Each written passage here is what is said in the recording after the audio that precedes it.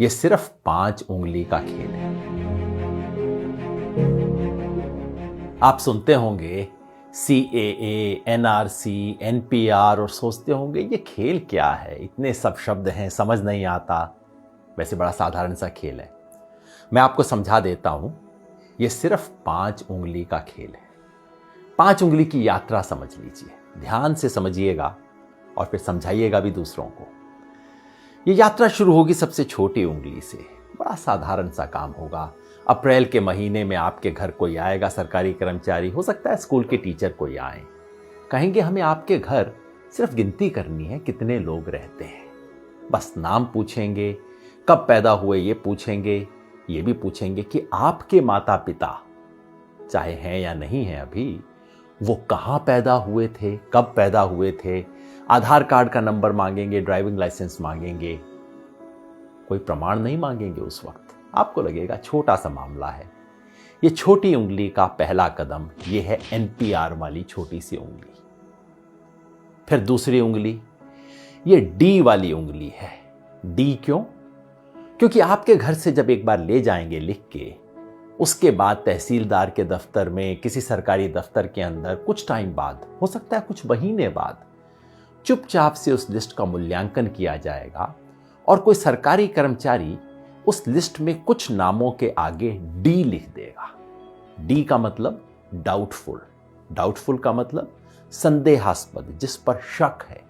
किस बात का शक है? कि ये भारत के नागरिक दरअसल हैं नहीं। भाई कैसे फैसला होगा? कानून में कहीं नहीं लिखा कैसे फैसला होगा। हो सकता है आप अपने माता पिता की आयु नहीं बता पाए हों, कहाँ पैदा हुए हैं नहीं बता पाए हों। हो सकता है आधार कार्ड आपके नाम से इशू हो लेकिन आपके पास नंबर ना हो, कुछ भी हो सकता है। किसी भी आधार पे D लगा दिया जाएगा, आपको पता भी नहीं लगेगा, कोई आपसे पूछने भी नहीं आएगा और मामला तीसरी उंगली पर पहुंच जाएगा।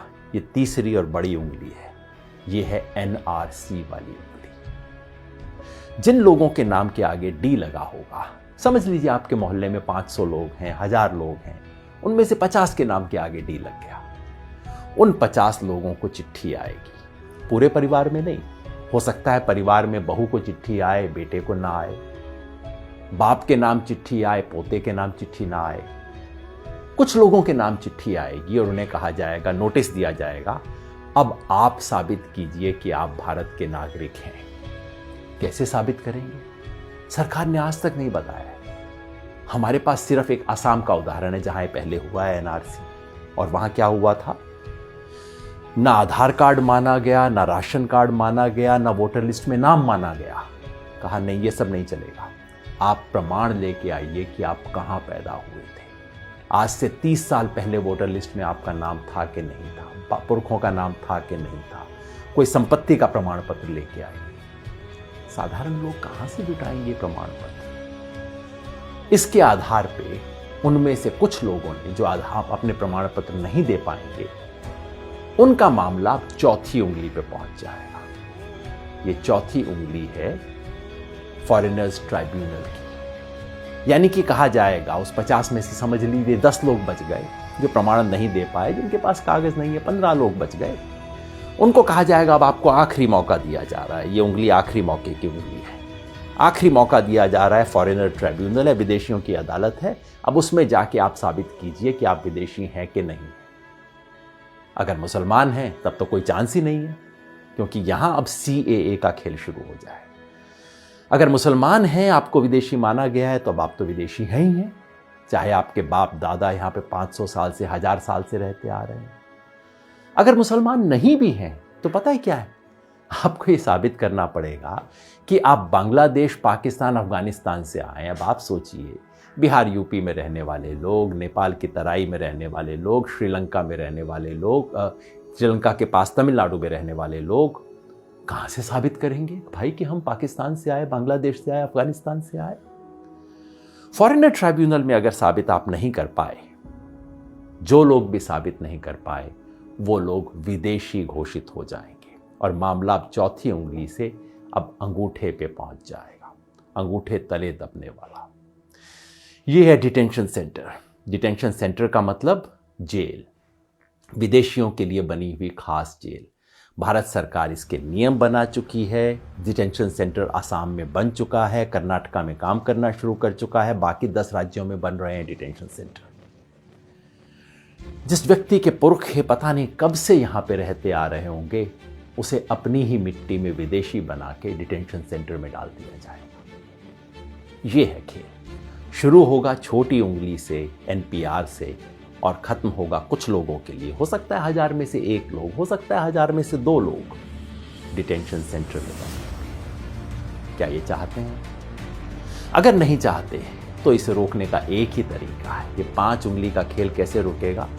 जैसे ही पहली उंगली मोड़ने की कोशिश हो, आप 5 उंगलियां कर लीजिए बंद, मुट्ठी लीजिए कस और उठा दीजिए अपना हाथ। विरोध करना होगा, यानी कि जब पहली उंगली उठे एनपीआर वाली, एनपीआर का बायकॉट करना होगा। पूरे देश में जो नागरिकता संशोधन के बारे में आंदोलन चल रहे हैं, उन सब ने मिलकर कॉल दिया है। हम भारत के लोग, we the people of India, जो देश के 120 से ज्यादा संगठनों ने इकट्ठा होकर बनाया है, सब ने कहा है कि एनपीआर का बायकॉट करें। यानी कि जब आपके घर में कोई टीचर आए, कोई सरकारी कर्मचारी आए एनपीआर का डेटा लेने, प्यार से बात कीजिए, इससे बुरा बात करने की जरूरत नहीं। पानी पिलाइए, चाय पिलाइए, नमकीन भी खिलाइए। नमक खिलाना बहुत जरूरी है, क्योंकि ये संविधान का नमक खाते हैं, याद दिलाना है।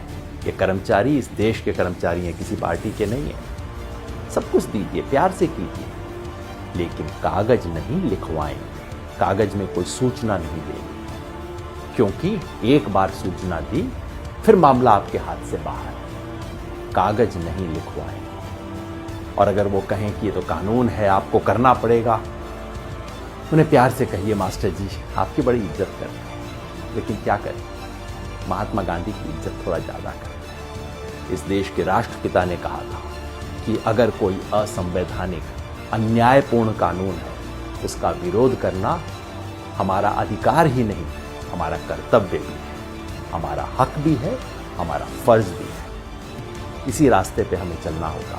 याद रखिए, हम संविधान बचाने निकले। एक हाथ में तिरंगा, दूसरे में संविधान, मन में अहिंसा और जन गण मन का गान। इसी रास्ते पे हमें चलना है। ये लड़ाई में हम लड़ेंगे और निश्चित जीत